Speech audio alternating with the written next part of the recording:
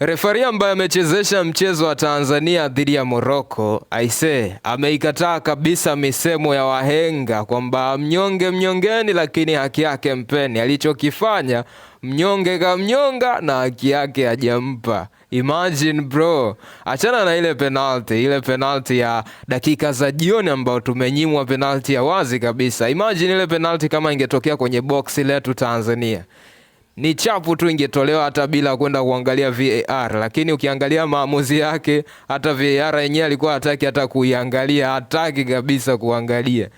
Anaona ni easy penalty. Sasa angalia kuanzia kipindi cha kwanza, angalia kadi za njano alizokuwa anatoa. Makosa ambayo wa Morocco akifanya hatoi kadi, wa Tanzania wakifanya anatoa kadi. Angalia hata ile free kick ambayo aliweza kufunga goli ikawa ni offside. Bro, haikustahili kuwa free kick, lakini referee anatoa free kick. Kipindi cha kwanza kapeta kinoma, kipindi cha pili vivo hivyo, ndo katunyonga ile kinoma. Njano zisizokuwa na msingi kila dakika zinatolewa kwa Tanzania. Sijui kwa nini hata tujapata red card, maana yule referee alikuwa tutaki mazuri kabisa. Yani mnyonge na haki yake ampi.